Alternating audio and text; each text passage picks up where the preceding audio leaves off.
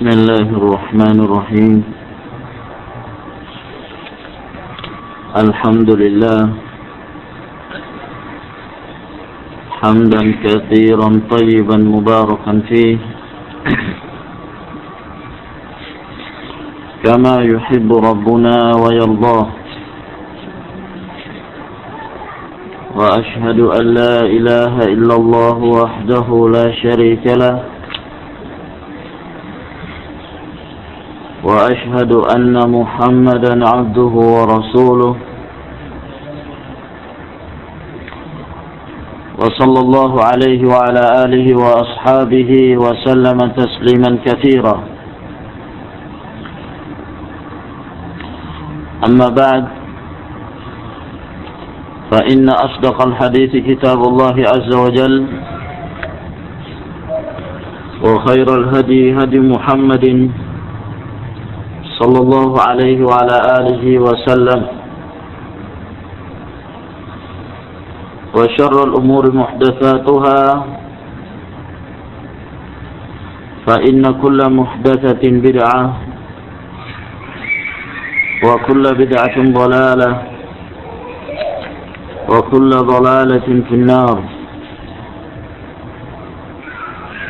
إخواني في الدين أعزكم الله.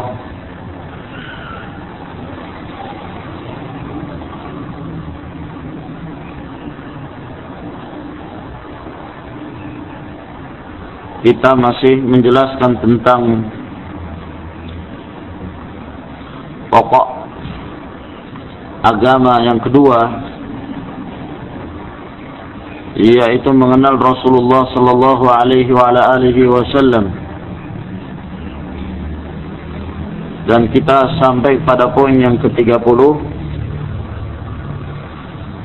yang disebutkan oleh Imam At-Tahawi rahimahullah, wa annahu khatamul anbiya, bahwa Rasulullah sallallahu alaihi wasallam penutup para nabi. Dan ini adalah merupakan perkara yang ma'lumun minad din bid-darurah,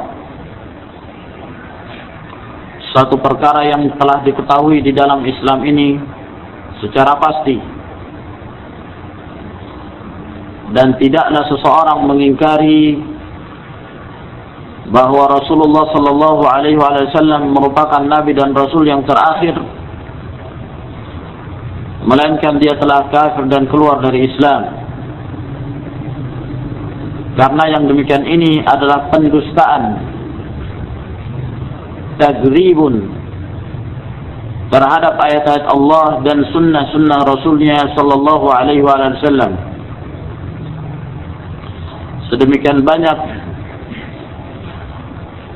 dari ayat dan hadis-hadis Nabi sallallahu alaihi wasallam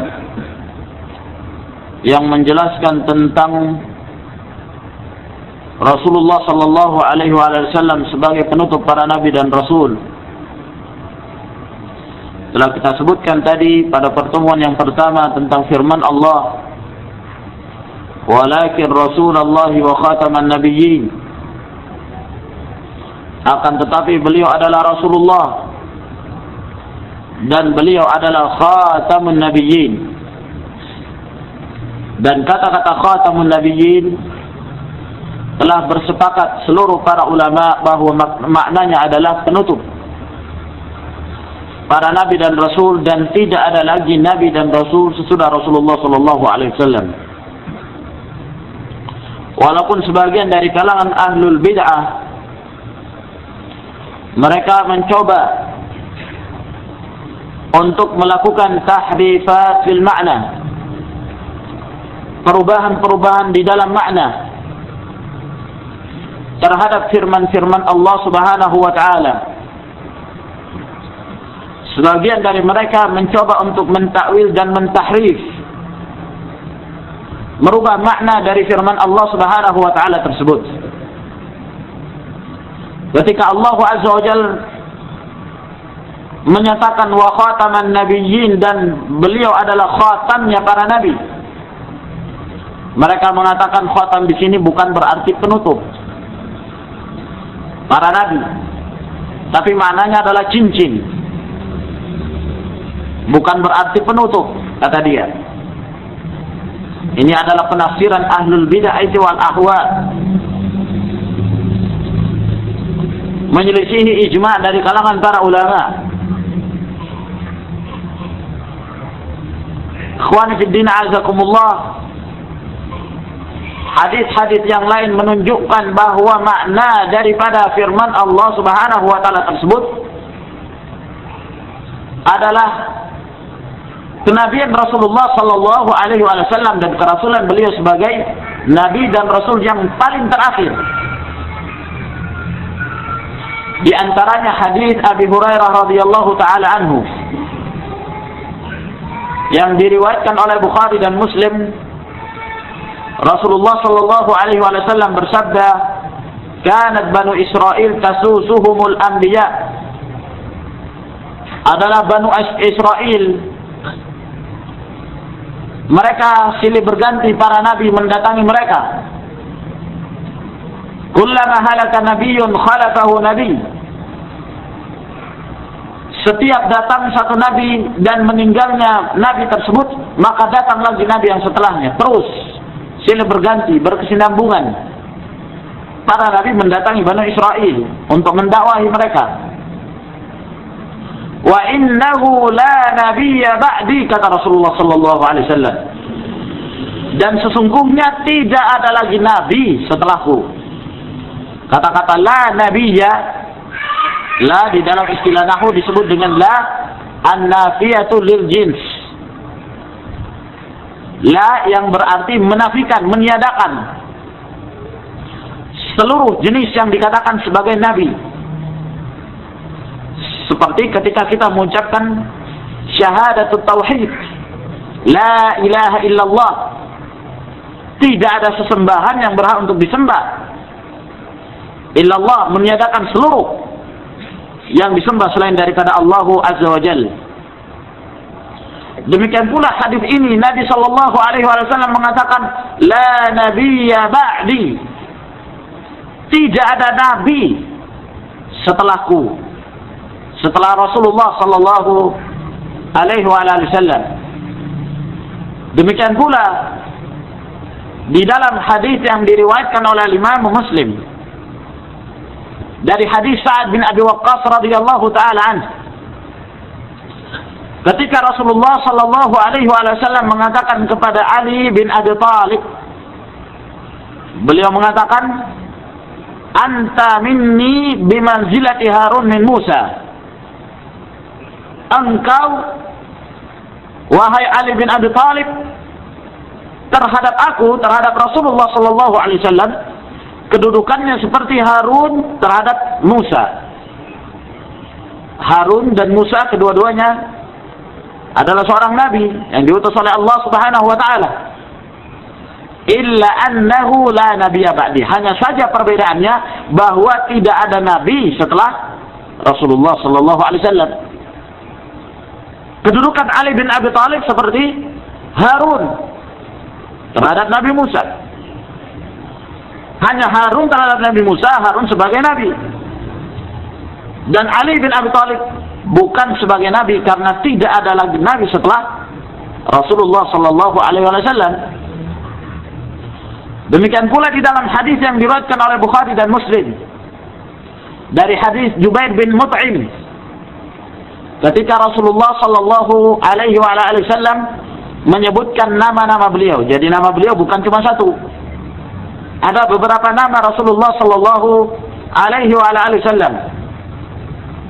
Di dalam hadis tersebut kata Nabi sallallahu alaihi wasallam, "Ana Muhammad." Nama saya adalah Muhammad. Wa ana Ahmad. Dan nama saya adalah Ahmad. Di dalam surah As-Saff Allah Subhanahu wa taala menjelaskan ini. Min ba'di ismuhu Ahmad. Dari setelahku namanya adalah Ahmad. Rasulullah sallallahu alaihi wa ala alihi wasallam.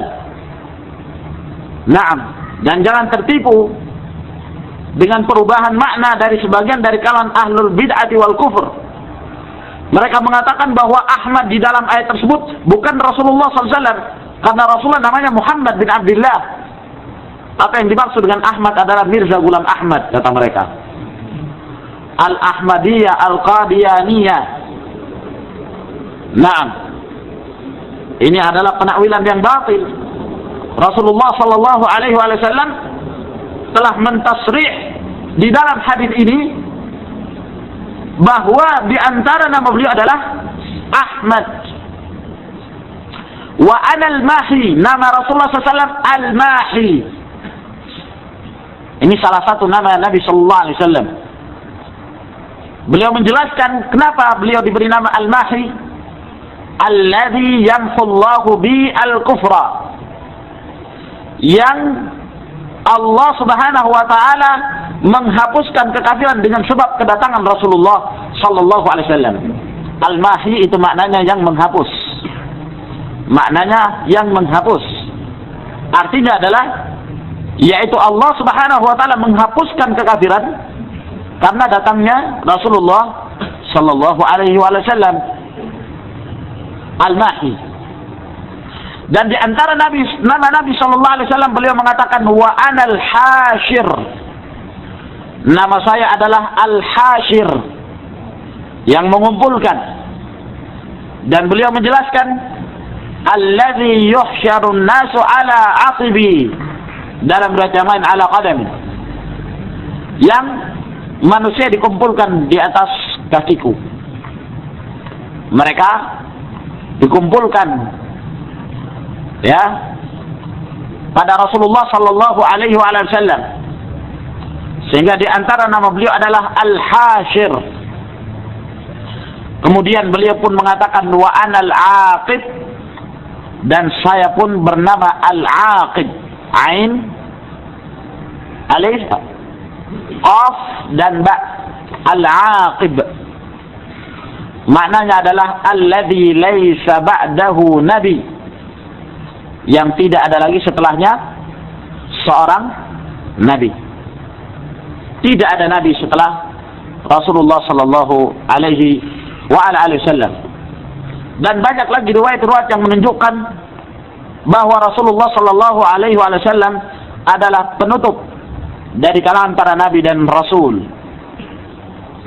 Ada sebagian orang mencoba untuk membuka adanya pintu kenabian, untuk memberikan kesempatan kepada ahlul bid'ah wal ahwa untuk memasukkan pemikiran-pemikiran mereka ke dalam Islam. Mereka menyatakan bahwa pintu kenabian masih terbuka, belum tertutup. Mereka berdalil dengan satu riwayat yang diriwayatkan oleh Muhammad bin Sa'id al-Maslub asy-Syami dari hadis Anas bin Malik radhiyallahu anhu, bahwa Rasulullah sallallahu alaihi wasallam mengatakan la nabiyya ba'di illa ayyasha Allah. Ada tambahan itu, illa ayyasha Allah. Tidak ada nabi setelahku kecuali apabila dikehendaki oleh Allah. Tambahan kecuali apabila dikehendaki oleh Allah adalah tambahan palsu, dipalsukan oleh Muhammad bin Sa'id al-Maslub. Orang ini pendusta, zindiq, dan dia disalib disebabkan karena kesindikannya dia. Mencoba untuk membuka pintu kenabian dan mencoba untuk menyatakan bahwa dia termasuk daripada nabi tersebut. Bukankah Rasulullah SAW mengatakan la nabiyya ba'di illa yasha Allah? Tidak ada nabi setelahku kecuali apabila dikehendaki oleh Allah Subhanahu wa taala. Naam. Maka dengan riwayat ini mereka dari kalangan ahlul bid'ah menjadikan ini sebagai kesempatan untuk menyatakan bahwa pintu kenabian masih terbuka. Ibnu Arabi bukan Ibnul Arabi. Jadi ada Ibnu Arabi yang tidak memakai alif lam, ada Ibnul Arabi yang memakai alif lam. Yang sesat adalah Ibnu Arabi yang tidak memakai alif lam. Kalau Ibnul Arabi Ini salah seorang imam dari kalangan a'immatul Malikiyah. Tapi Ibnu Arabi ini adalah seorang zindiq yang meyakini adanya wahdatul wujud. Atau wahdatul wujud. Istilah orang Jawa apa, ikhwan? Manunggaling kaula Gusti. Istilah manunggaling kaula Gusti, kejawen itu ya. Nah. Ya. Dia adalah Allah, Allah adalah dia. Salah satu syairnya mengatakan, Subhanaka subhani wa isyanuka isyani, ana anta anta ana. Saya adalah kamu, kamu adalah saya. Memuji, memberikan pujian kepadamu itu sama dengan memberikan pujian kepada saya. Bermaksiat kepadamu, maksudnya kepada Allah, itu sama dengan bermaksiat kepada aku pula. Nah, dan dia juga termasuk orang yang membuka pintu kenabian dan menyatakan dia sebagai seorang nabi.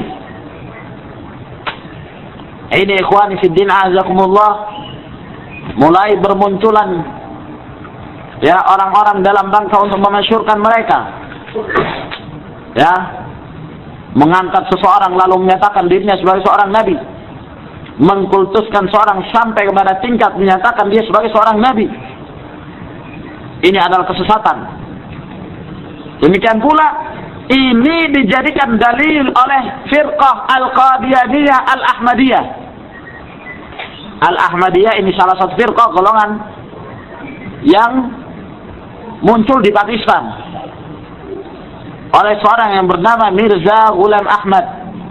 Orang ini tolol tapi diangkat-angkat oleh seseorang, lupa saya namanya, ya, lupa saya namanya siapa. Dia yang berusaha mempopulerkan orang ini, Mirza Ghulam Ahmad, sampai kemudian sampai pada tingkat pengkultusan. Dan menyatakan bahwa dia adalah seorang nabi, dan dia berani untuk mubahalah, sumpah mubahalah terhadap orang-orang yang tidak mengakui kenabian dia. Dan pada waktu itu pun ada salah seorang ulama di Pakistan yang akhirnya mubahalah dengan dia, dan dia pun tewas, orang ini, sebabkan karena mubahalah. Alhamdulillah. Tapi para pengikutnya tidak menyatakan itu. Dia mati karena telah dipanggil, bukan karena tewas. Ya. Mereka punya 3 landasan pokok pula. Sebagaimana Ahlul Haq punya 3 landasan pokok, mereka juga punya 3 landasan pokok. Landasan yang pertama, harus kita meyakini, kata mereka, bahwa Nabi Isa itu sudah mati. Nabi Isa sudah mati. Ya. Tidak seperti yang dikatakan oleh Ahlus Sunnah bahwa Nabi Isa itu masih hidup dan diangkat oleh Allah Subhanahu wa taala. Inni mutawaffika wa rafi'uka ilai. Sesungguhnya kami menidurkan kamu dan mengangkat kamu kepada kami. Dan Nabi Isa alaihissalam disebutkan dalam hadis-hadis yang mutawatir akan turun pada akhir zaman. Akan turun pada akhir zaman dan akan hidup beberapa lama dan menyebarkan syariat Rasulullah sallallahu alaihi wasallam. Mereka menyatakan Nabi Isa sudah mati. Kemudian landasan yang kedua, kata mereka, bahwa nanti yang muncul pada akhir zaman bukan Nabi Isa, tapi yang menyerupai Isa. Yang menyerupai Isa. Siapa itu? Ya, Mirza Ghulam Ahmad. Menyerupai Isa. Dan nanti pada akhir zaman akan muncul seorang imam yang disebut dengan Al-Imamul Mahdi. Siapa itu? Mirza Ghulam Ahmad. Landasan yang ketiga, kita harus meyakini, kata mereka, bahwa pintu kenabian itu masih terbuka. Bahwa masih ada nabi setelah Rasulullah sallallahu alaihi wasallam. Siapa itu? Ya, dia Mirza Ghulam Ahmad lagi. 3 in 1. Dianya Nabi Isa, dianya Imam Mahdi, Ya, dia juga mau jadi nabi. Sekalian diambil hadis satu, berdalil dengan hadis palsu lagi. La mahdiya illa Isa. Tidak ada mahdi kecuali dia adalah Isa. Dan juga berhadis dengan hadis palsu ini tadi. Dakwah-dakwah kenabian, pengakuan sebagai nabi setelah Rasulullah sallallahu alaihi wasallam. Ternyata ini pun telah dikhabarkan oleh Rasulullah sallallahu alaihi wasallam. Adanya orang-orang yang pada akhir zaman mereka semakin banyak mengaku sebagai nabi. Jangankan mengaku sebagai nabi, perempuan menjadi nabiya pun ada. Lia Aminuddin, saya nabiyah, nabi kok perempuan. Naam, dan seterusnya.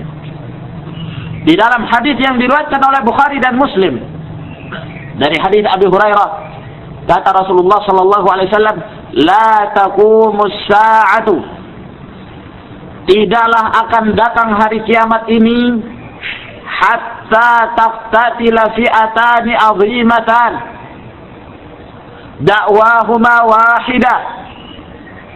Tidak akan datang hari kiamat sampai akan bertempur dua pasukan yang besar dari kalangan kaum muslimin dalam keadaan mereka kehendak mereka adalah satu, mereka semuanya adalah muslim. Ini isyarat akan terjadinya pertempuran antara Ali bin Abi Thalib dan Muawiyah radhiyallahu ta'ala anhuma. Nah, perang Siffin. Wala taqumus sa'ah, kata Rasulullah SAW, dan tidak akan tegak pula hari kiamat hatta yub'atsu thalathun dajjaluna kazzabun wa fi riwayatin qaribun min thalathin kulluhum yas'amu annahu Rasulullah. Tidak akan datang hari kiamat sampai munculnya sampai munculnya para pendusta-pendusta. Mereka adalah para dajjal. Kurang lebih 30 orang. Semuanya mengaku mereka adalah Rasulullah. Mereka adalah Nabi. Jadi ini telah dikhabarkan oleh Rasulullah sallallahu alaihi wasallam. Adanya kedustaan-kedustaan yang dinisbahkan pada mereka, pada kelompok mereka, dalam rangka untuk menyesatkan umat ini dari jalan Allah Subhanahu wa taala. Al-Qadianiyah, Al-Ahmadiyah ini setelah mereka diusir dari Pakistan, berhijrahlah mereka. Hijrahnya dari Pakistan, negara muslim, hijrah ke Britania, negara kafir. Mestinya hijrah itu dari negara kafir ke negara Islam. Ini dari negara Islam, negara kafir, ke Britania dan berkembang di sana. Ya, Britania ini semua bala ada di dalamnya. Antum mau berbicara apa saja, Britania memberikan kebebasan. Nah, bahkan di sana di Britania itu ada semacam lapangan. Yang lapangan ini ya dinamakan lapangan kebebasan. Masing-masing punya mimbar, terserah mau berbicara tentang apa saja boleh. Ada mimbar orang yang melaknat para pemerintah boleh, melaknat pemerintah Britania sendiri boleh. Nah, ada mimbar orang yang mengajak orang untuk liwat, ada mimbar orang mengajak untuk lesbian, ada mimbar yang mengajak kepada Nasara, pada Yahudi, komunis, semuanya ada. Dan tidak ada yang berhak untuk melarang. Mengajak pada Islam juga ada. Nah, ya, ini semakin berkembang golongan ini di Britania yang kemudian tersebar pula di beberapa daerah di seluruh dunia termasuk Indonesia. Ya, kalau tidak salah pusatnya di Bogor, kemudian berkembang, ya, ada di Purwokerto, Semarang, di Salatiga, di Sulawesi dan di beberapa daerah golongan ini. menyebarkan kitab-kitab mereka, dan mereka punya televisi Muslim namanya. Nah, itu berisi fatwa-fatwa dari khalifah mereka. Adapun Mirza Ghulam Ahmad sudah mati, sudah tewas. Yang ada adalah khalifah-khalifahnya, para pengganti-penggantinya. Ya, jadi jangan terlalu gembira kalau mendengarkan di barat itu ada yang masuk Islam. Oh, jangan dulu terlalu gembira. Jangan sampai Islamnya Islam Ahmadiyah, Qadiani. Nah, ikhwan fillah azakumullah, ini adalah merupakan ad-da'watu ila dhalal. Ya, barang siapa yang mengakui ada seorang nabi setelah Rasulullah sallallahu alaihi wasallam, maka dia telah kafir dan keluar dari Islam. Lalu kemudian beliau mengatakan wa imamul atqiya, dan beliau adalah imamnya orang-orang yang bertakwa. Rasulullah sallallahu alaihi wasallam paling bertakwa dari seluruh orang-orang yang bertakwa. Dan itu pernyataan dari Rasulullah sallallahu alaihi wasallam sendiri, bahwa beliaulah orang yang paling bertakwa. Oleh karena itu, apabila seseorang hendak menjadikan uswah, menjadikan qudwah, jadikanlah Rasulullah sallallahu alaihi wasallam sebagai qudwah, contoh teladan kita. Laqad kana lakum fi Rasulillah uswatun hasanah liman kana yarjullaha wal yawmal akhir wa dzakarallaha katsira.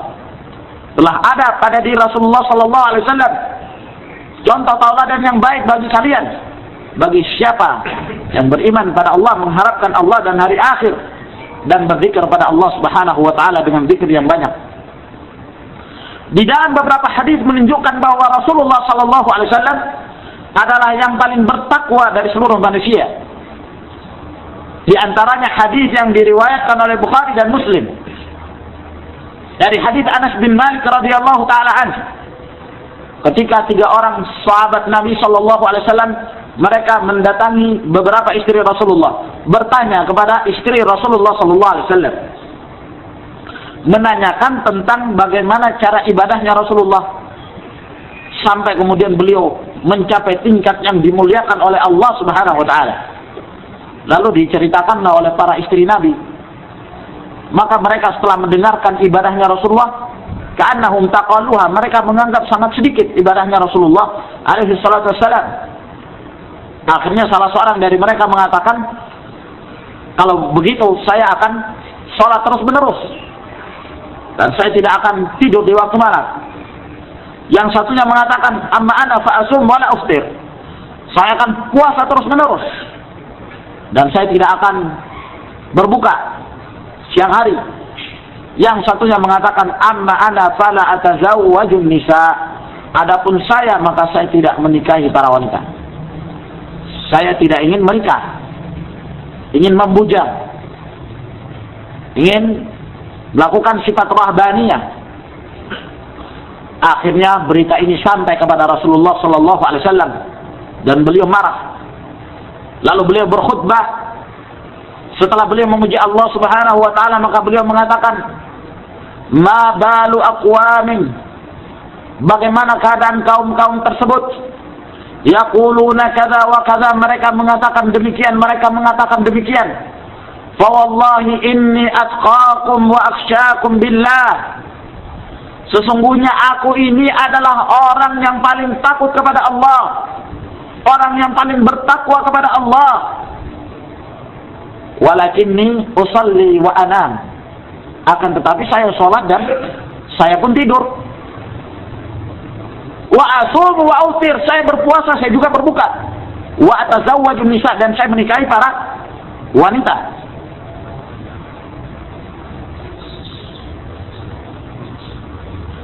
Naam, khalas ya ikhwan.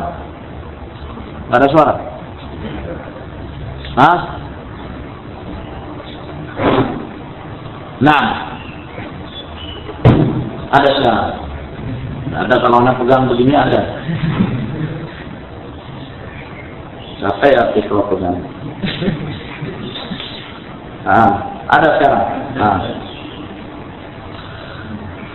Wa tazawwaj nisa, dan saya menikahi para wanita. Faman raghiba an sunnati falaysa minni, maka barang siapa yang membenci terhadap sunnahku, maka dia tidak termasuk golongan.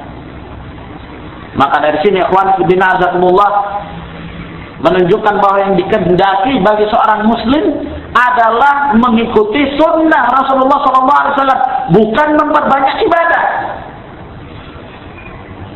Apa gunanya ibadah walaupun banyak tapi tidak sesuai dengan sunnah Rasulullah alaihi salatu wassalam? Kata para ulama salaf, al-ikhtisadu fi sunnah khairun min al-ijtihadi fil bid'ah. Berbuat sederhana tapi kita melaksanakan sunnah itu jauh lebih baik daripada bersungguh-sungguh memperbanyak ibadat tapi bid'ah. Mending kita bertasbih, mengucapkan hamdalah,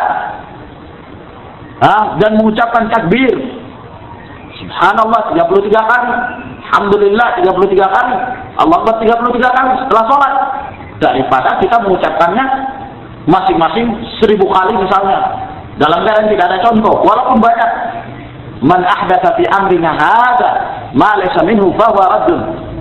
Barang siapa yang membuat perkara yang baru yang tidak pernah kami mengajarkannya, maka ini tertolak amalan tersebut.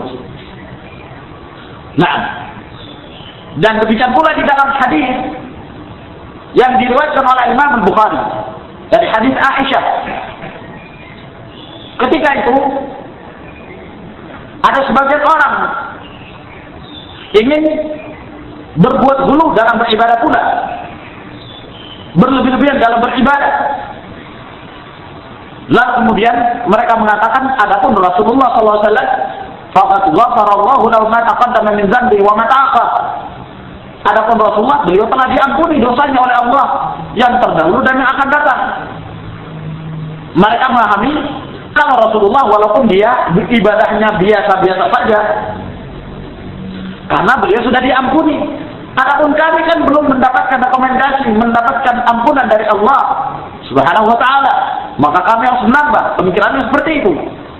Dan ini dibantah oleh Rasulullah SAW, dan beliau pun mengatakan, "Fawallah inna atqakum wa a'lamakum billahi ana."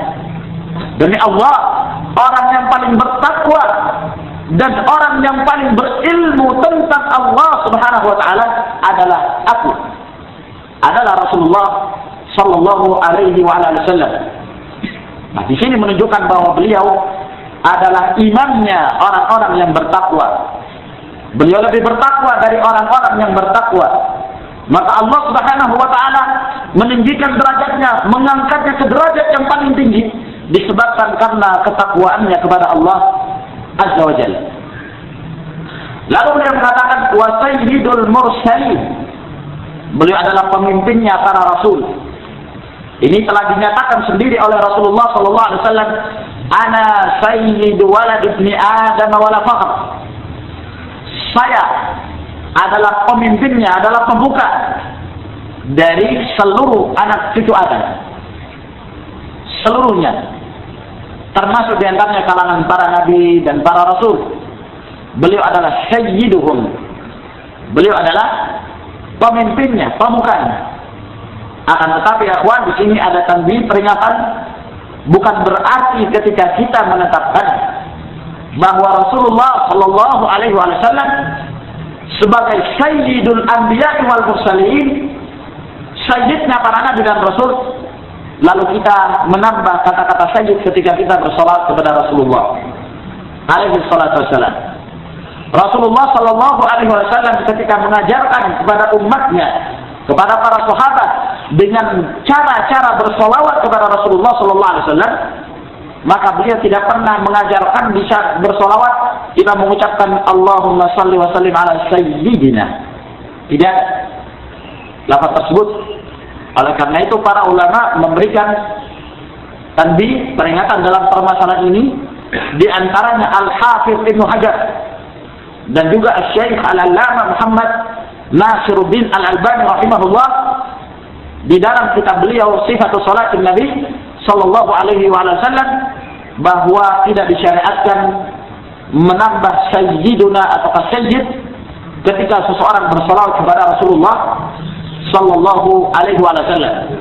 Karena bersolawat itu adalah perkara tauqifi.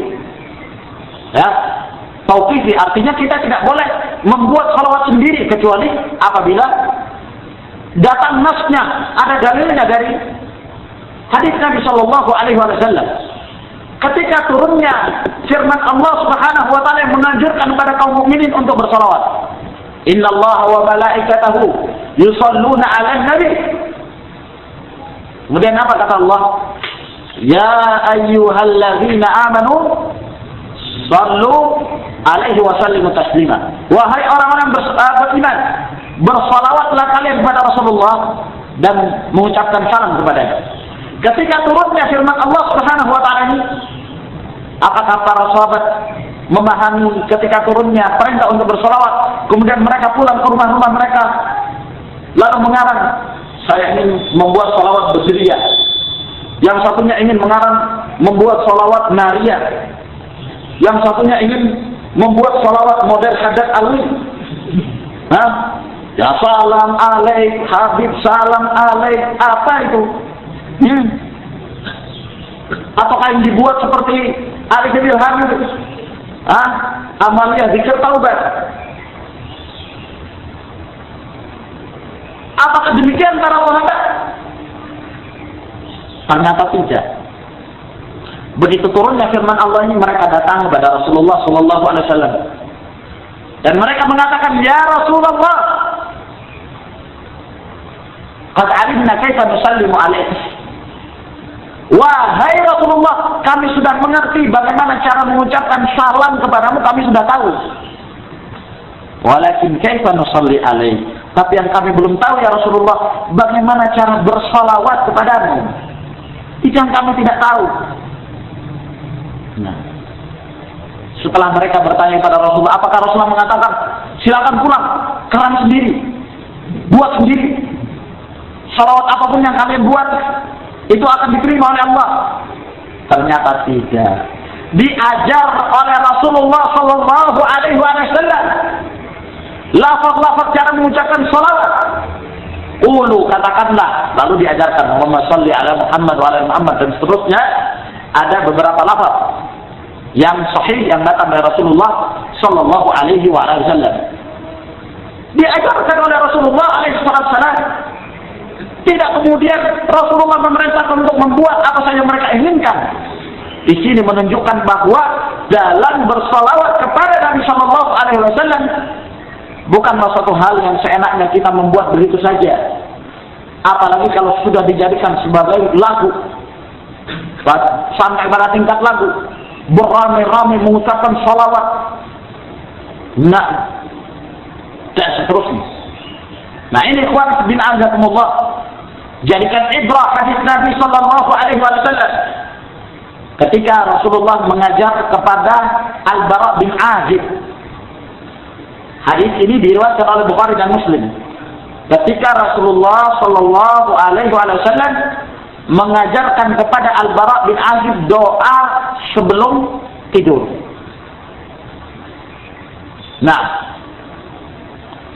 ketika itu Rasulullah sallallahu alaihi wasallam mengatakan kepada Al-Bara', "Idza ataita marji'aka," kalau kamu mendatangi tempat pembaringanmu, fatawadda wudu'aka lis-shalah, lalu kamu berwudu seperti wudu kamu ketika salat, tsumma faji' ala syaqqikal ayman, kemudian kamu berbaring di atas lambungmu yang kiri, lalu ucapkanlah, berdoalah kamu, Allahumma inni alja'tu dhahri ilaik wa fawwadtu amri ilaik la manja wala malja minka illa ilaik, dan seterusnya. Lalu sampai kepada lafaz ketika Rasulullah sallallahu alaihi wasallam mengajarkan pada Bara', beliau mengatakan, amantu bi kitabika alladhi arsalta wa bi nabi wa bi kitabika alladhi anzalta wa bi nabiyyika alladhi arsalta. Aku beriman kepada kitabmu yang engkau turunkan dan kepada rasulmu yang engkau utus, dengan lafaz wa bi rasulika. Pada waktu itu Al-Bara' bin Azib ingin mengulangi doa yang diajarkan oleh Rasulullah sallallahu alaihi wasallam tersebut. ternyata beliau keliru dan mengucapkan lafaz Nabi dan tidak mengucapkan lafaz Rasul. Dia mengatakan wa bi nabiyyika alladhi arsalta. Ditegur oleh Rasulullah. Tidak, jangan kau mengatakan wa bi nabiyyika, tapi ucapkan wa bi rasulika. Kata Al-Hafidz Ibnu Hajar rahimahullah, ini dalil yang menunjukkan bahwa dalam permasalahan zikir bukanlah perkara-perkara yang sengaja untuk kita buat-buat begitu saja, kita mengarang-arang. Tapi zikir adalah perkara yang tauqifi, yang kita tidak bisa mengambilnya kecuali dari sunnah Nabi Shallallahu Alaihi Wasallam. Satu lafaz keliru Al-Bara' bin Azib ditegur oleh Rasulullah SAW. Beliau Rasulullah mengucapkan Rasul, Al-Bara' mengatakan Nabi. Ini saja telah ditegur oleh Rasulullah SAW. Maka bagaimana dengan orang-orang yang mereka mengarang-arang cara-cara bersolawat kepada Rasulullah Sallallahu Alaihi Wasallam? Di dalam riwayat Al-Imam Tirmidzi dari hadis Abdullah bin Umar, suatu ketika ada seorang yang bersin di dekat Abdullah bin Umar. Dia mengatakan ketika dia bersin, Alhamdulillah wassalatu wassalam ala Rasulillah. Dia mengucapkan Alhamdulillah wassalatu wassalamu ala Rasulillah. Ditegur oleh Abdullah bin Umar. Tidak demikian yang diajarkan oleh Rasulullah SAW pada kita. Tapi Rasulullah mengatakan, idza aqasa ahdukum falyaqul alhamdulillah. Kalau salah seorang kalian bersin, maka cukup dia mengatakan alhamdulillah. Tidak diajarkan pada kita untuk menambah wassalatu wassalamu ala Rasulillah. Lihat ini, bagaimana Abdullah bin Umar mengingkari orang yang ketika dia berzikir menambah zikir yang tidak ditambah oleh Rasulullah Sallallahu Alaihi Wasallam. Nah, maka oleh karena itu, ikhwan fillah azakumullah, hendaklah kita terpaku, ya, dan berhenti pada nas yang telah disebutkan oleh Rasulullah Sallallahu Alaihi Wasallam dalam hal bersolawat, dalam hal berzikir. Nah, apabila diumumkan zikir itu oleh Rasulullah, diucapkan pada waktu kapanpun, maka kita umumkan, jangan kita khususkan. Apabila dikhususkan oleh Rasulullah, khususkan, jangan kita umumkan. Mengumumkan sesuatu yang dikhususkan oleh Rasulullah, ini adalah penyimpangan. Atau mengkhususkan sesuatu yang diumumkan oleh Rasulullah Sallallahu Alaihi Wasallam, ini pun adalah penyimpangan pula. Misalnya dalam permasalahan-permasalahan sholawat misalnya, Rasulullah Sallallahu Alaihi Wasallam memerintahkan untuk bersolawat. Ya, ada yang bersifat umum. Lalu kemudian kalau kita mengkhususkan misalnya setelah selesai sholat, kita bersolawat kepada Rasulullah Sallallahu Alaihi Wasallam. Apakah ada perintahnya? Apakah ada ajarannya? Kalau tidak ada, kenapa kita mengkhususkan sesuatu yang tidak dikhususkan oleh Rasulullah Sallallahu Alaihi Wasallam? Lalu beliau mengatakan wa habibu rabbil alamin. Dan beliau, yakni Rasulullah Sallallahu Alaihi Wasallam, adalah habib yang dicintai oleh Allah Subhanahu Wa Taala. Kata-kata habib ini memang ada beberapa riwayat yang datang dari Rasulullah Sallallahu Alaihi Wasallam, seperti riwayat At-Tirmidzi yang menunjukkan bahwa beliau adalah Habibullah, adalah yang dicintai oleh Allah Subhanahu Wa Taala. Akan tetapi riwayat-riwayat tersebut riwayat yang lemah, riwayat yang menyatakan bahwa Rasulullah adalah Habibullah diingkari oleh para ulama. Di antaranya Ibnu Abil Iz, ya, beliau mengingkari bahwa ada hadis yang sahih yang datang dari Rasulullah SAW dengan lafaz Habibullah. Yang sahih yang datang dari Rasulullah, beliau bukan Habibullah tapi Khalilullah. Khalilullah itu nas yang disebutkan Rasulullah dalam riwayat Bukhari. Innallaha qad ittakhadhani khalilan kama ittakhadha Ibrahim khalilan.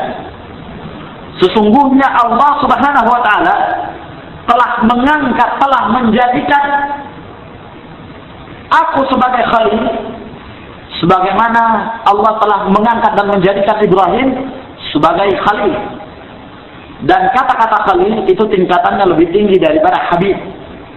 Ya, tingkatan al-khullah itu lebih tinggi daripada tingkatan al-mahabbah. Kalau mahabbah cinta saja. Tapi kalau khullah khalil, cinta di atas cinta begitu. Jadi Allah Subhanahu wa taala telah menjadikan Rasulullah sallallahu alaihi wasallam sebagai hamba yang paling dicintai. Sebagaimana Allah telah menjadikan Nabi Ibrahim sebagai hamba yang paling dicintai, Khalil. Ya, jadikan sebagai Al-Khullah. Jadi ini lebih tinggi tingkatan daripada hadis sebagaimana yang disebutkan oleh Ibnu Abil Is. Jadi kalau kita tidak mensifatkan beliau, katakan beliau adalah Khalilullah, bukan Habibullah. Khalilullah dan bukan Habibullah. Nah, kemudian beliau mengatakan wa kullu da'wan nubuwwati ba'dahu, dan seluruh dakwah nubuwah, pengakuan sebagai nabi ba'dahu, setelah Rasulullah sallallahu alaihi wasallam, faghayyun wa hawa, ini adalah penyimpangan dan mengikuti hawa nafsu. Setiap ada pengakuan nabi setelah Rasulullah sallallahu alaihi wasallam, ini adalah penyimpangan dan hawa nafsu. Dari semenjak zaman Nabi sudah muncul orang-orang yang mengaku sebagai nabi.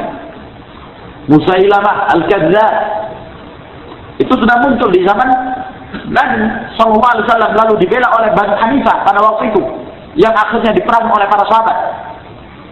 Musailamah, ya, ketika Rasulullah sallallahu alaihi wasallam menjadi diangkat oleh Allah menjadi seorang nabi, maka dia pun ingin menjadi seorang nabi.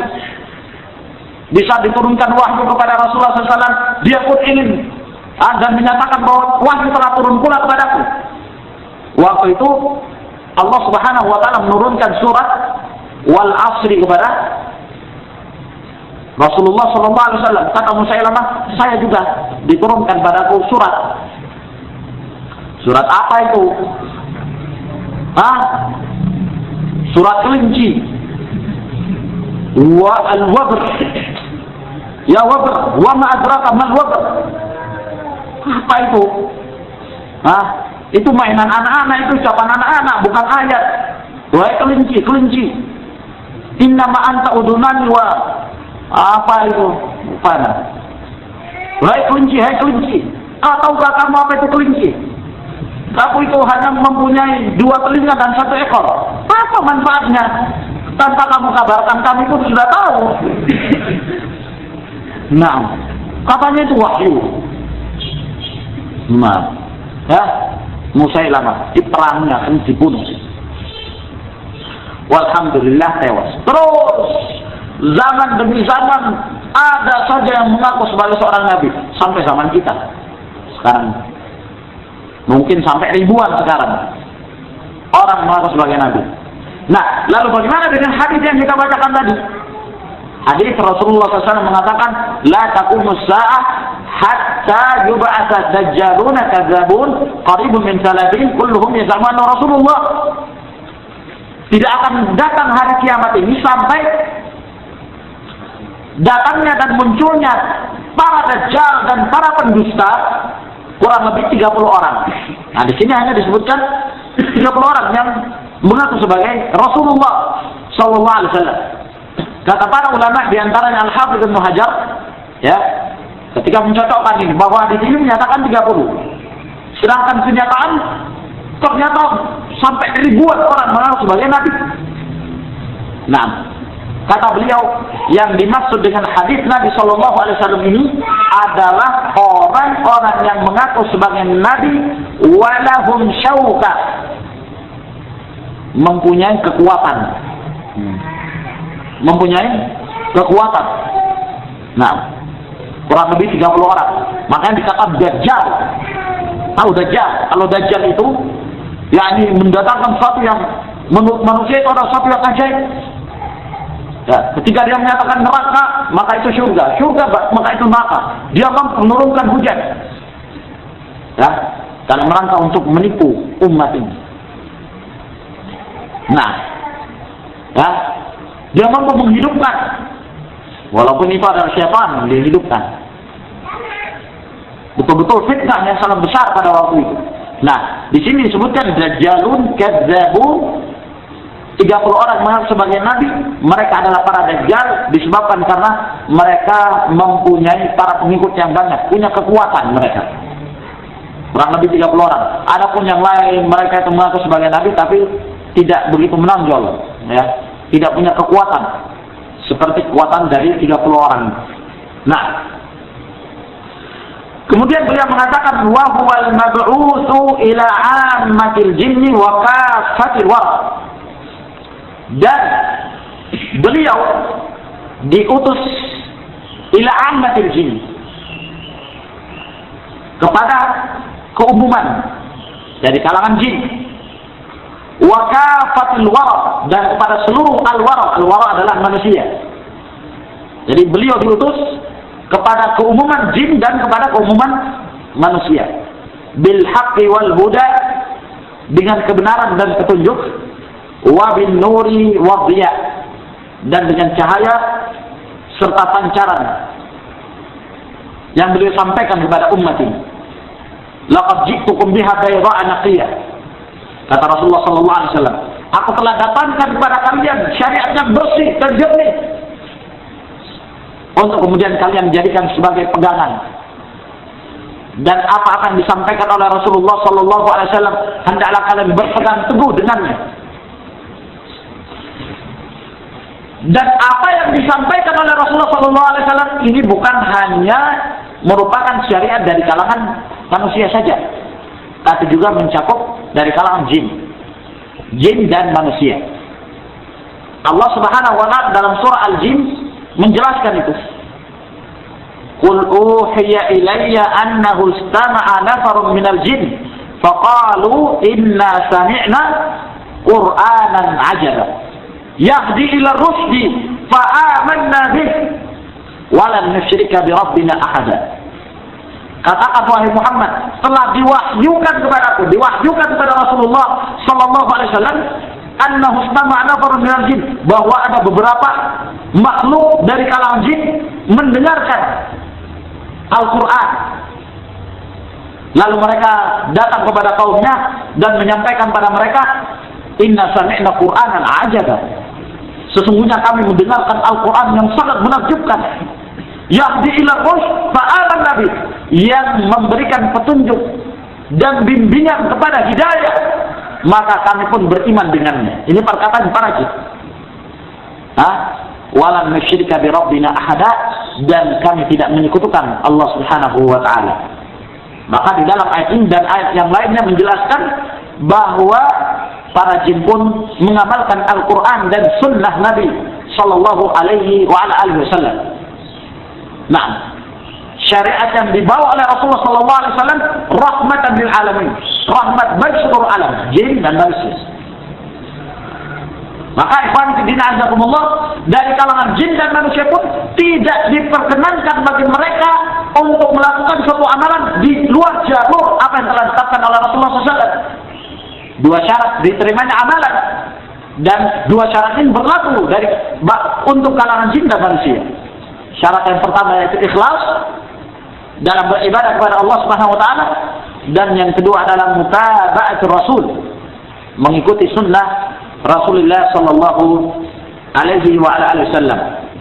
Dan ikhwan fillah azakumullah, alhamdulillah kita telah menyelesaikan poin yang ke-32. Adapun poin yang ke-33 ini adalah pembahasan yang baru, dan kita menginginkan insyaallah taala pada malam hari nanti akan menjelaskan pula konsekuensi kita ketika kita telah bersaksi bahwa Muhammad itu adalah Rasulullah. Maka kita ingin menyebutkan syarat-syarat yang disebutkan oleh para ulama dan makna daripada Muhammad Rasulullah sallallahu alaihi wasallam tersebut, agar kemudian kita tidak hanya sekedar mengucapkan tulisan saja menyatakan wa asyhadu anna Muhammadar Rasulullah, lalu kita tidak memaknanya apa konsekuensi dari pengakuan kita tersebut, maka insyaallah taala pada pertemuan nanti kita akan sebutkan tentang hal tersebut. Saya kira insyaallah pada sore hari ini saya cukupkan sampai di sini, dan mungkin sisanya masih ada sisa dari pertanyaan dari ikhwan atau akhwat sekalian, saya persilahkan. Wallahu a'lam bishawab.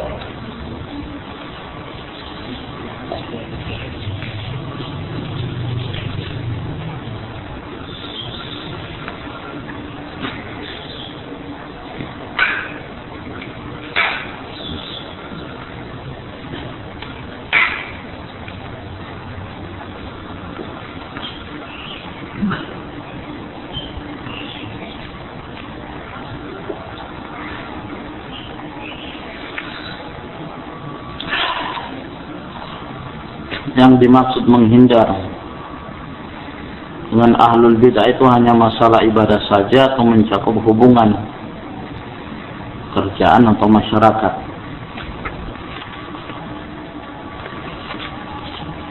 Dalam hal menghindari ahlul bid'ah itu harus sesuaikan dengan kaidah al-masalih wal mafasid,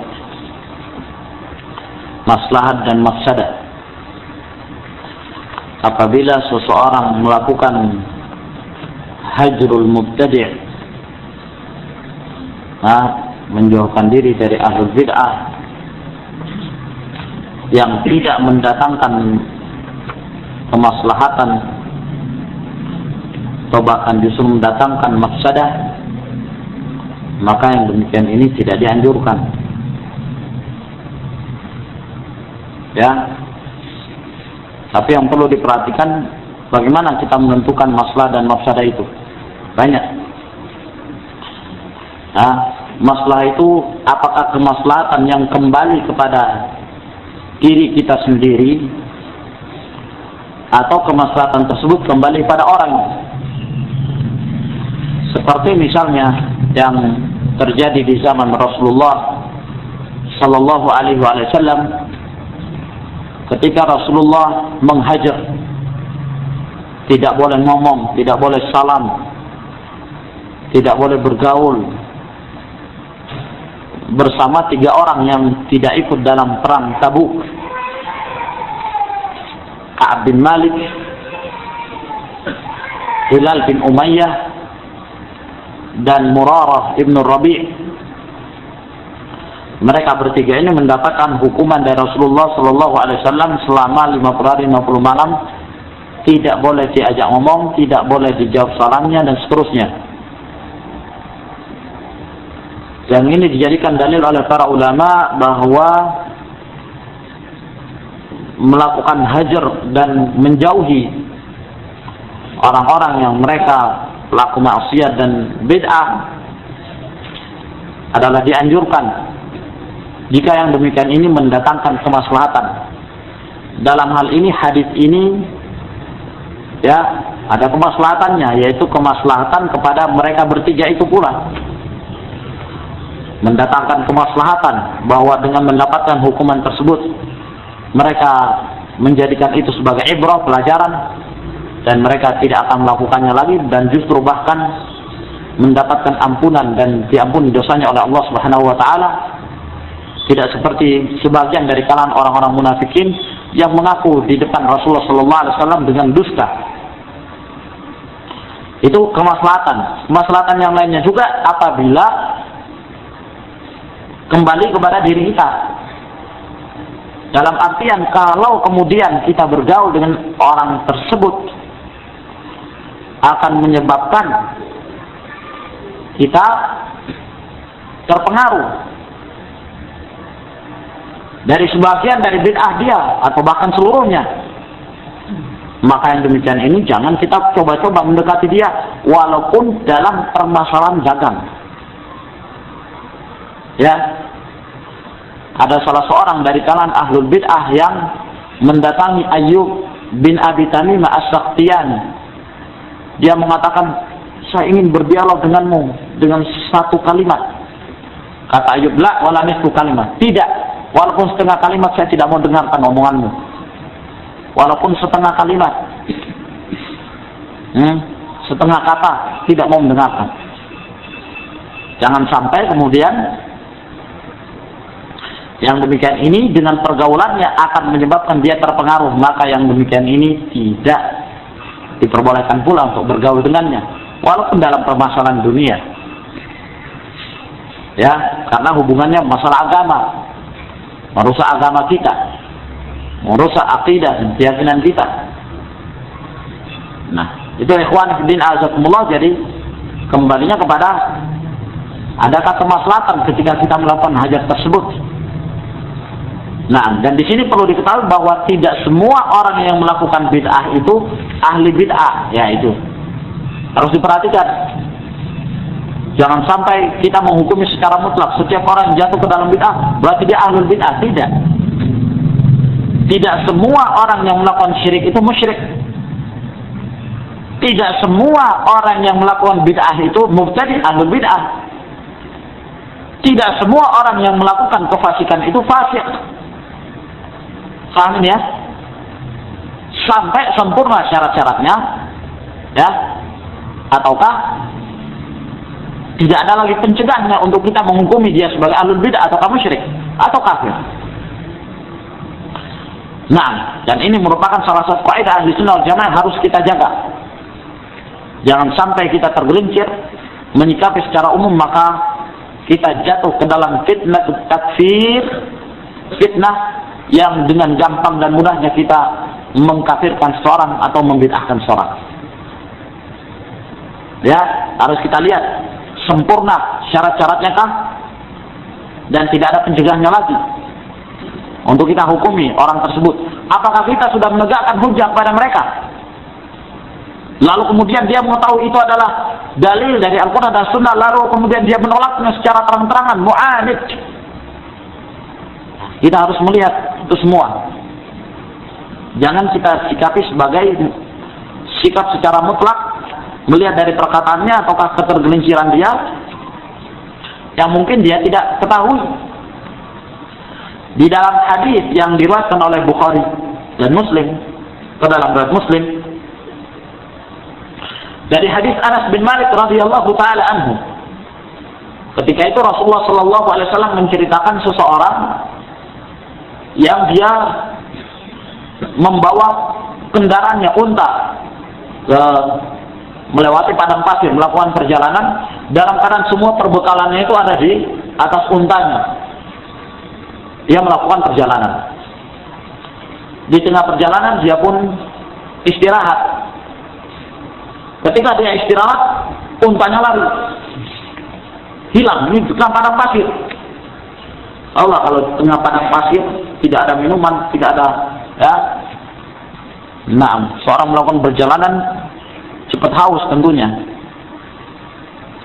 Hilang perbekalannya dan hilang pula untanya. Cari ke sana kemari, putus asa dia. Akhirnya dia istirahat di sebuah pohon. Lalu kemudian setelah itu dia bangun. Tiba-tiba ketika dia bangun, untanya ada di hadapannya. Ketika dia bangun, tiba-tiba melihat untanya dan perbekalannya di hadapannya. Dia cepat-cepat menangkap unta tersebut. Lalu dia pun bersyukur pada Allah dan menyatakan, ana rabbuk wa anta abdi wa ana rabbuk. Ya Allah, engkau adalah hambaku dan aku adalah Rabbmu. Kalau lafaz ini kita sikapi secara zahir, ini tentunya lafaz yang kufur, ya, menjadikan Allah sebagai hamba, jadikan hamba sebagai Allah. Ini adalah kufur. Tapi apa? Dia keliru dalam mengucapkan, sehingga dalam permasalahan dia mempunyai udzur, ya, dia mempunyai udzur. Maka ini ikhwan fillah azakumullah harus kita perhatikan permasalahan-permasalahan tersebut. Nah, di manakah letak penyimpangan dari Yayasan Wahdah Islamiyah di ujung pandang sehingga ditahdir oleh Syekh Rabi'?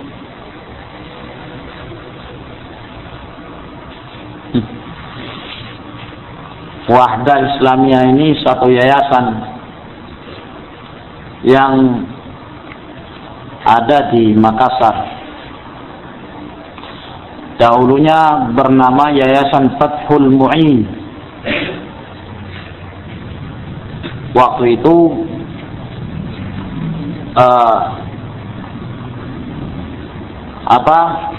ada satu masjid Muhammadiyah pada waktu itu, Takmirul Masjid, yang kemudian dikelola pula oleh beberapa anak muda pada waktu itu. Walhasil terjadi perpecahan antara beberapa orang tua dan anak mudanya. Akhirnya anak mudanya keluar, termasuk di antara anak muda itu adalah Muhammad Zaitun Rasmi, keluar membuat yayasan baru, yaitu Yayasan Fathul Mu'in, ya, yang bertempat di Jalan Abdullah bin Sirwa. Lalu yayasan ini semakin lama pun semakin berkembang, dan tentunya yayasan ini tidak bisa diingkari, dan mereka pun tidak bisa mengingkari bahwa asal pijakan yayasan ini adalah Al-Ikhwanul Muslimun. Gerakan-gerakannya gerakan Ikhwanul Muslimun, termasuk orang-orang yang suka bergerak dengan gerakan cacing di bawah tanah, ingin mendirikan negara Islam tapi lewat tanah, bawah tanah, borong tanah, bawah tanah. Nah, cuman dalam permasalahan beberapa sikap tidak terlalu ekstrim seperti Ikhwan Muslimin Tulen. Jadi walaupun di sana ada beberapa al-Ikhwan Muslimin juga yang Tulen, ya, seperti orang-orang kelompok Ikhwan Muslimin yang ada tempat di sana namanya Paropo, dan di beberapa tempat itu betul-betul gerakannya, tanzimnya itu yakni lebih tulen ke Ikhwanul Musliminnya, atau boleh dikatakan Ikhwanul Musliminnya wadah pada waktu itu Ikhwan Muslimin yang moderat. Nah, ya, tapi pelajaran-pelajaran Ikhwanul Muslimin, silabusnya termasuk diantaranya adalah jenjang-jenjangnya, ya, tingkatannya, ya, apa-apa yang dipelajari, seperti mempelajari tentang ahmiyatut tarbiyatil islamiyah, pentingnya mempelajari tarbiyah, kemudian terus masuk ke jenjang berikutnya, ghazul fikr, ya, perang pemikiran, terus seperti itu sampai kepada tingkat orang itu akan dilihat loyalnya kepada yayasan tersebut. Orang itu akan dilihat loyal nggak selama pendidikan jenjang pertama ini. Ya, kalau dilihat orang ini semakin loyal, ya, semakin terpikat dengan jamaah tersebut, naik ke kelas 2, tingkatan berikutnya, tingkatan takwin, ya. Nah, dan saya tahu ini kebetulan saya pernah di sana, ya, saya tahu seluk-beluk mereka, saya tahu persis. Nah, sehingga kalau orang ngomong insya Allah nggak diingkari. Masuk ke tingkat takwin pada waktu itu. Kalau sudah tingkatan takwin, itu kalau mau pengangkatan orang-orang yang akan didaurah dengan daurah takwiniyah, itu sudah mulai tingkatan sirriyatut tanzim, organisasi secara terselubung, ya, organisasi terselubung. Itu bagus itu bahasanya. Kata Umar bin Abdul Aziz rahimahullahu taala, "Idza ra'aita qauman yatanajawna fi amri dinihim fa'lamu anna dinahum mabniun ala ta'sisi dhalalah." Kalau engkau melihat ada satu kaum yang mereka berbisik-bisik dalam berbicara masalah agama, cara masalah agama kok sembunyi-sembunyi, ketahuilah agama mereka itu dibangun di atas pondasi kesesatan. Agama ini untuk milik seluruh kaum muslimin, kok bicara sembunyi-sembunyi. Bicara dari rumah. Itu sampai kalau tingkatan Doro Takwin, sendal jangan di luar. Nanti kalau ramai, orang melihat curiga. Apalagi waktu zaman apa itu? Zaman Soeharto, zaman apa namanya? Orde Baru. Wah, itu ada perkumpulan sedikit kan dicurigai kan? Wah, itu sendal harus di dalam. Sholat jamaah di dalam. Jangan sholat jamaah keluar. Nanti orang melihat ramai, ini apa ini kumpul-kumpul? Nah, di situ mulai dididik. Dimasukkan pemikiran-pemikiran al-ikhwanul muslimin tulen. Termasuk murabbinya pada waktu itu Zaitun Rasmi. Setelah itu berhasil dilantik, dibuatlah model kajian baru untuk tingkatan teratas, tingkatan takwin. Kebetulan waktu itu saya tidak sempat ikut dalam daurah takwin, sengaja mencari alasan, karena pada waktu itu saya pun sudah mulai mempelajari tentang salaf. Nah, ya, karena waktu itu sudah mulai ada beberapa orang yang datang ke Makassar mengajarkan tentang salaf. Akhirnya ketika datang tentang salaf tersebut, Wahdah mulai goncang. Waktu itu masih namanya Fathul Mu'in.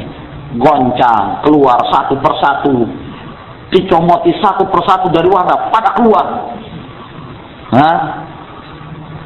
Masuk, akhirnya mempelajari salaf. Nah, termasuk anak pula waktu itu awal-awal belajar bahasa Arab, kalian juga termasuk orang belajar bahasa Arab di situ. Ketika itu, ya, ada salah seorang dai yang waktu itu berada di atas manhaj salaf menjelaskan tentang kebobrokan al-ikhwanul muslimun. Anak kaget mendengar, kok Sayyid Qutb dijelek-jelekan, Yusuf Qaradawi disikat, Hasan Al-Banna dihancurkan. Wah, ini ada apa ini? Ya, saya sebagai seorang ikhwani, iya kan? Sebagai seorang ikhwan muslimin mempunyai sifat marah dong ketika ulama-ulamanya diganggu dan dijelek-jelekkan seperti itu. Namun sempat katakan pada salah seorang pada waktu itu, Muhammad Bisran Ansar, lulusan Madinah, saya katakan waktu itu jadi Ustadz Ana. Kalau begitu, bagaimana kok kamu suruh anak taklim di sini? Terus bagaimana sungguhnya ini? Yang saya ketahui, Sayyid Qutb itu pahlawan, ya kan? Syahid Abdul Azam itu pahlawan. Kok dijelek-jelekkan? Kata dia, syata'rif. Kamu akan tahu. Itu yang saya ingat betul, yang keluar dari mulutnya dan saya dengarkan dengan kedua telinga saya yang belum diganti. Jadi masih asli dengannya. Terus berjalan seperti itu. Lama kelamaan, mulai anak mengerti. Ya. Terus anak ikuti Wahdah, juga mulai ikut. Waktu itu anak sudah mulai masuk walaupun anak tidak diikutkan dalam daurah takwin, tapi tingkatannya disamakan. Ya, jadi kajiannya sama dengan mereka. Mulai membahas masalah khilafah Islamiyah. Bagaimana cara mendirikan daulah Islamiyah. Nah, itu kan sudah masuk kepada inti gerakan al-ikhwanul muslimin. Nah, ternyata setelah satu persatu dicomoti, ya, keluar. Karena mereka memahami waktu itu pun sempat terjadi ketegangan di dalam kubu Yayasan Fathul Mu'in itu sendiri. Karena orang-orang yang baru pulang dari Jamiah Islamiyah, tentunya mereka kan banyak mengetahui tentang pemikiran salaf, manhajus salaf. Akhirnya pulang. Akhirnya menyebarkan bahwa betul ikhwanul muslimin, Wahdah Islamiyah ini adalah yayasan al-ikhwanul muslimun. Tapi kita berusaha untuk merubahnya, kata dia, dari dalam. Termasuk di antara mereka ini yang dahulu yang mereka mau ke salaf-salafan, aradu ayatasallafu walakinahu lam yakhruju min hadhihi al-mu'assasah. Mereka mau menjadi salaf tapi tidak mau keluar pula dari yayasan ini karena yayasan ini memang punya fulus banyak, punya banyak uang. Jadi kalau ada fulus, tembus itu segala sesuatu. Kalau sudah punya duit, selesai. Banyak dan donaturnya banyak. Walhasil, seperti Rahmat Abdurrahman, Saiful Yusuf, Muhammad Yusran Ansar, Muhammad Ikhwan Abdul Jalil. Mereka ini setelah belajar dari Madinah berusaha merubah dari dalam, katanya dari dalam. Sampai Muhammad Yusran Ansar sendiri mengatakan pada saya, memang kita ketahui bahwa siapa ini Muhammad Zaitun itu adalah Ikhwani Tulen. Ikhwani Tulen sulit untuk berubah. Nah, ini pengakuan dia. Ya, pada waktu itu. Tapi kita akan berusaha merubah dari dalam, kata mereka. Waktu itu mereka ketika pulang mulai ya membahas masalah sunnah.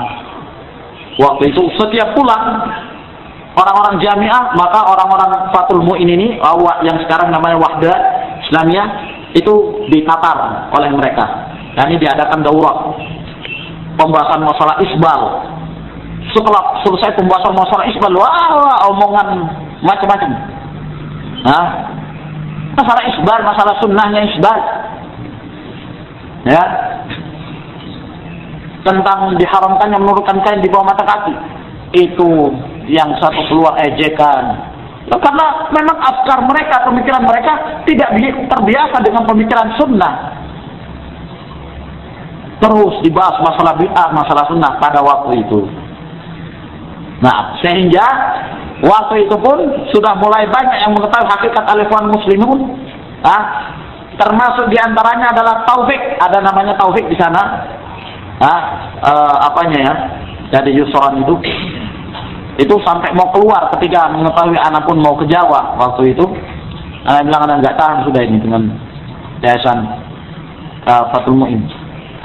Kita belajar salaf diejek. Bahkan pada waktu itu sudah mulai timbul ejekan-ejekan orang memakai pakaian gamis, pakaian jubah, apa itu pakaian, ya, mulai timbul ejekan dari beberapa orang. Anak nggak tahan, anak mau keluar. Sana mau ngaji di Jawa. Walhasil karena semakin banyak yang seperti itu, akhirnya mereka pun menyatakan kami juga Ahlus Sunnah wal Jamaah dan kami juga Salafi, dan kami pun mengajarkan dakwah kami adalah dakwah kepada salaf. Kenapa? Dalam rangka untuk mentalbis umat agar tidak semakin banyak orang yang keluar dari wahdah ini. Satu persatu mereka keluar karena tahu kebobrokan al-ikhwan muslimun, tahu bahwa yayasan Fathul Mu'in ini yayasan yang dibangun di atas al-ikhwan muslimun. Akhirnya mereka pun menyatakan itu. Kami pun mendakwakan kepada Ahlussunnah wal Jamaah. Kullun yadda'i waslan bi Laila wa Laila la tuqirru lahum bidzaka. Semua orang bisa mengaku punya hubungan dengan Laila, tapi Laila tidak merasa punya hubungan dengan mereka. Semua orang bisa mengaku bahwa kami Ahlus Sunnah, tapi Ahlus Sunnah berlepas diri dari mereka. Nah, Ahlus Sunnah bukan hanya sekedar penamaan, tapi pengamalan. Anhum Ahlus Sunnah. Terus setelah itu anak pun berangkat ke Yaman. Tidak tahu kondisi setelah itu apa yang terjadi, wallahu alam, tidak tahu. Setelah anak berangkat ke Yaman, ternyata mereka pun menyangka bahwa anak masih ditunggu-tunggu oleh mereka. Bahwa kami pun punya murid ke Yaman, nanti pulang akan membantu. Wah, ngapain bantu kutu busuk? Nah, pulang ternyata sudah berubah namanya, bukan Fathul Mu'in lagi, Wahdah Islamiyah. Saya tidak tahu sebab perubahan nama itu apa, wallahu a'lam, saya tidak tahu. Lalu terjadi perubahan besar setelah itu. Bukan perubahan ke arah dakwah salafiyah. Perubahan yang semakin menampakkan bahwa mereka alal hizbiyah, di atas hizbiyah. Setelah itu saya menangi janjinya Muhammad Yusran. Saya datangi dia di rumahnya. Nah, ketika saya mendatangi, hasil terjadi cerita. Nah, waktu itu berbicara tentang pakaian jubah. Jadi anak datang ke rumahnya pakai jubah, kayak sorban. Waktu itu, apa ini pakai jubah? Itu pakaian kemasyhuran. Tuh, pakaian kemasyhuran. Tahu maksudnya pakaian kemasyhuran? Rasulullah SAW mengatakan, "Man labisa thawba syuhratin fid dunya, albasahullahu azza wa jalla thawba madhallatin yaumal qiyamah." Siapa yang memakai pakaian kemasyhuran di dunia, maka dia memakai pakaian kehinaan nanti pada hari kiamat. Menuduh bahwa pakai gamis, pakai jubah itu pakaian kemasyhuran. Yang haram hukumnya pakai jubah. Oh, Anda bilang, setahu saya kamu yang dulu yang menganjurkan kami untuk memakainya. Kok sekarang berubah? Anda kok berubah sekarang? Dulu kamu yang menganjurkan. Dulu kamu yang menganjurkan pada orang. Setiap kamu pulang dari Madinah, kamu tidak pernah memakai kecuali imam ente pakai sarung, ataukah kamu pakai gamis atau pakai jubah. Ya, kok sekarang jauh? Kok berbeda sekarang? Ada perubahan fatwa rupanya. Kenapa seperti itu? Ana bilang, iya, itu fatwa para ulama. Di antara Syekh Nutsaimin dan Syekh Abdul Razak Al-Abbad juga mengatakan seperti itu. Ana bilang, apa itu pengertian pakaian kemasyhuran? Dia mengatakan pakaian kemasyhuran itu yang kalau dipakai pakaian tersebut orang memandang kepadanya. Oh, itu pengertian pakaian kemasyhuran. Nah, orang memandang kepadanya. Ana bilang pertama, alhamdulillah jubah, pakaian gamis ini adalah ciri-ciri seorang muslim sudah nampak, sudah tersebar lah. Biasa orang melihatnya. Nah, dari mana pernyataan itu pakaian kemasyhuran? Ya, mereka kan makanya untuk menghindari jangan sampai mereka pakai celana lalu sholat bagian belakangnya kelihatan menampakkan, itu kan. Sebagian para ulama menyatakan sholat tersebut makruh, bahkan sebagian menyatakan batal untuk menghindari itu. Nah, adapun Syekh Abdul Razak, ana bilang, Syekh Abdul Razak waktu ke Indonesia pakai jubah. Siapa? Syekh Abdul Razak waktu ke Indonesia pakai jubah. Kalau begitu, definisinya harus ditambah itu. Kecuali kalau orang Arab yang datang dari luar masuk ke Indonesia. Bingung juga dia. Iya kan?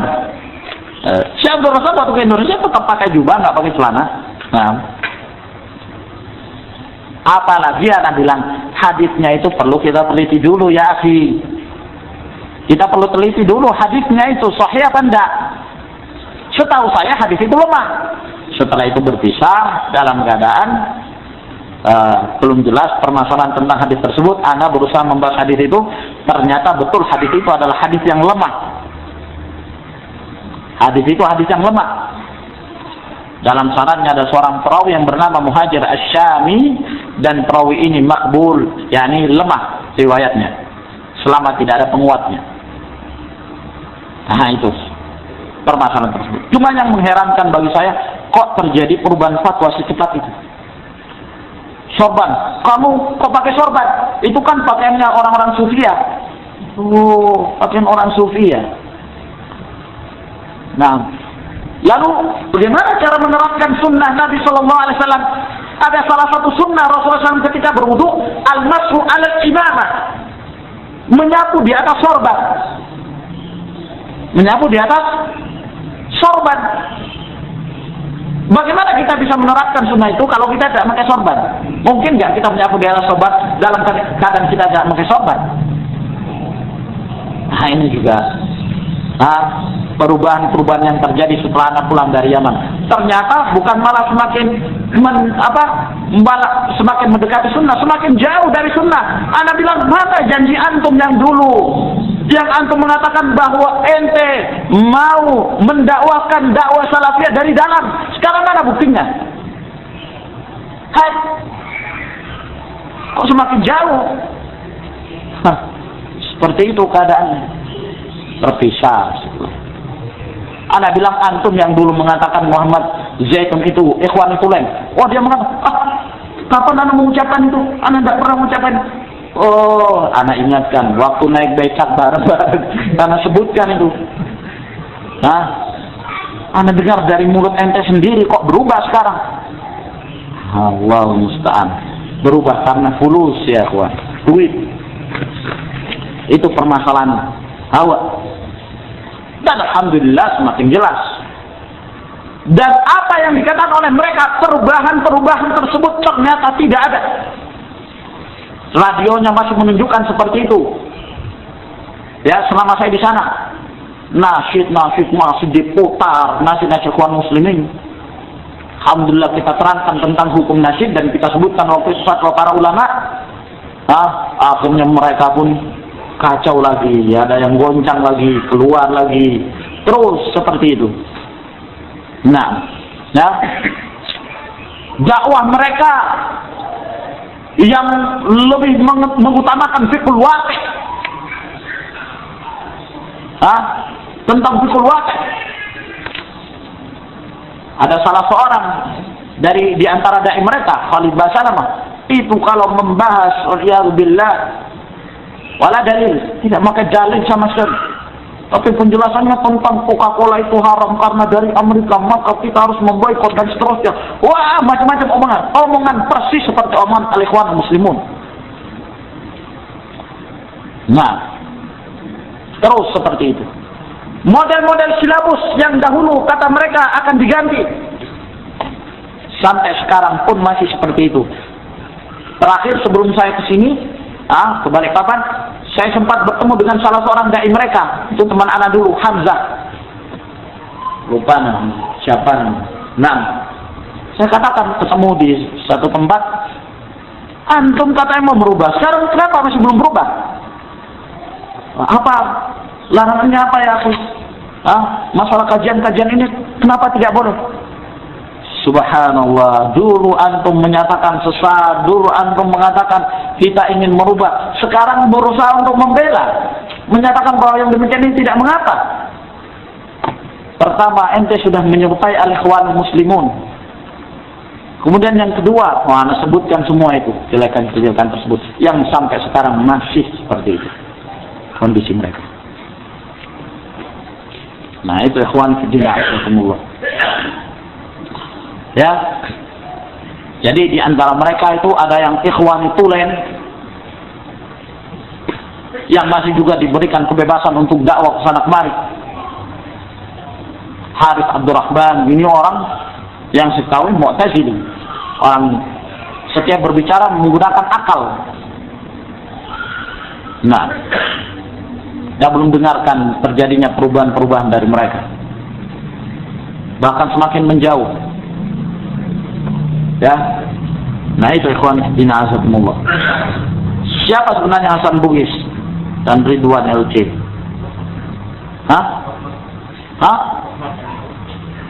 Siapa? Rahmat tadi saya sudah sebutkan. Hasan Bugis ini teman tidur ana dulu. Ya, Hasan Bugis ini pegawai di bandara, jadi bukan syekh ya. Orang-orang Indonesia ini asal ada orang tahu bahasa Arab, syekh, panggil syekh. Nah, itulah keilmuan orang Indonesia seperti itu.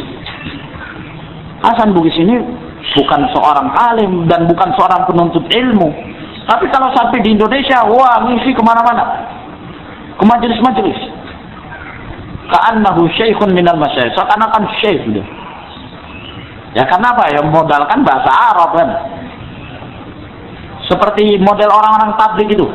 Orang tabligh itu pandai sekali menipu, paling pandai menipu. saya tidak melihat ada golongan yang paling pandai menipu dari tabligh.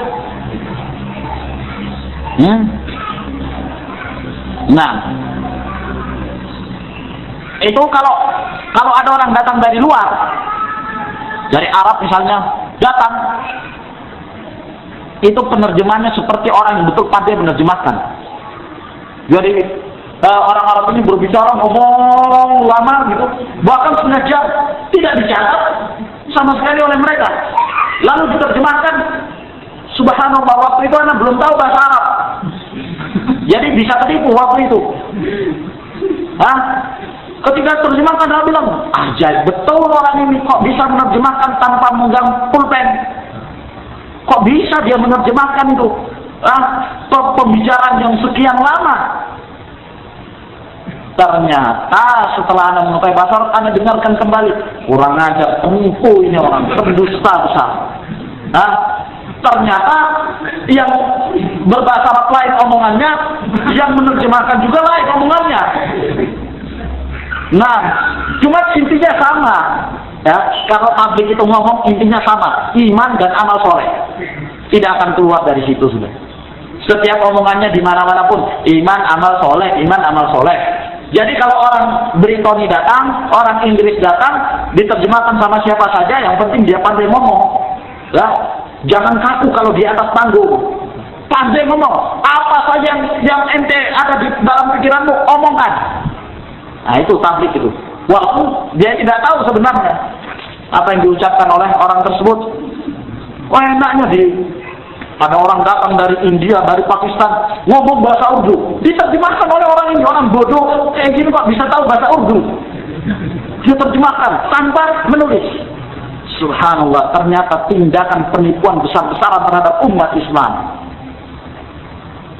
Nah, ini keadaan yang seperti ini, muta'alimun, orang-orang sok alim.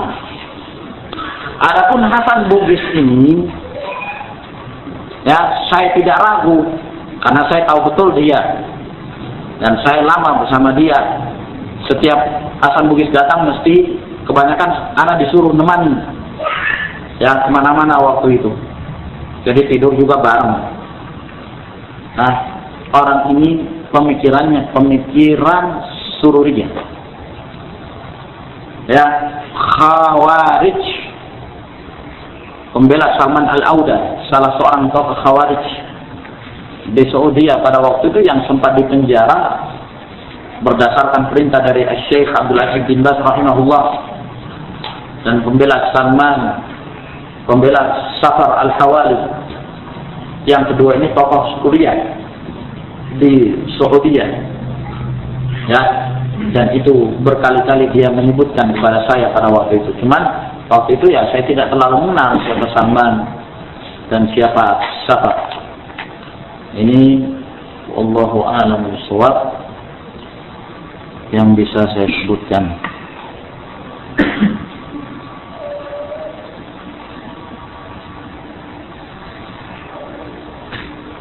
Apakah boleh dalam berbuat atau beribadah atau beramal kita hanya mencontoh dari ahlu sunnah salafin walaupun tidak taklid? Maksudnya apa ini? Walaupun tidak taklid, tanpa mengetahui bunyi dalilnya. Saya tidak tahu apa maksudnya. Kalau yang dimaksudkan adalah melihat ini perbuatan ahlu sunnah, maka dia juga berbuat tanpa mengetahui dalil. Ini hukumnya haram, tidak boleh. Walaupun dia sebagai seorang ahlu sunnah, dan para ulama telah melarang itu. La tuqalliduni, kata al-Imam Ahmad, wa la tuqallidu Malikan wa la Syafi'iyan. Jangan kalian mentaklid, ikut-ikutan pada Imam Malik, pada Imam Syafi'i, karena mereka semua inti dari ajaran mereka adalah kembali kepada sunnah Rasulullah SAW. Oleh karena itu mereka semua sepakat menyatakan idza sahhal hadits fa huwa madhhabi.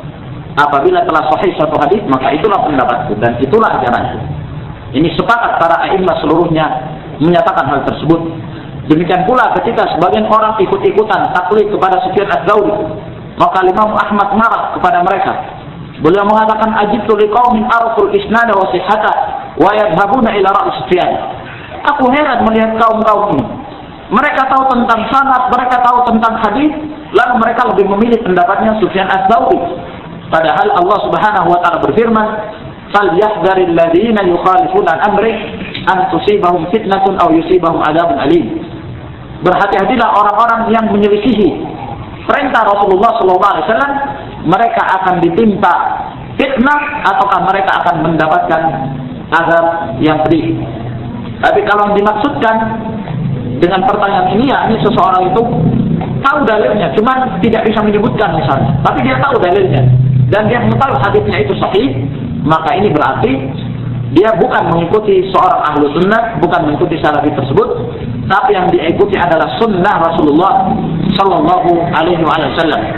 Adapun seorang mengikuti seorang salafi, misalnya seorang ahlu sunnah, ini tidak diperbolehkan karena tidak ada yang diperbolehkan untuk diikuti, ya, kecuali Rasulullah Sallallahu Alaihi Wasallam. Saya kira insyaallah pada sore hari ini saya kira cukup sampai di sini. Adapun sisa dari pertanyaan insyaallah akan kita jawab nanti di pertemuan yang berikutnya. Wallahu a'lam bishawab. Subhanakallahumma bihamdik, asyhadu an la ilaha illa anta wa astaghfiruka wa atubu ilaik. Assalamualaikum warahmatullahi wabarakatuh.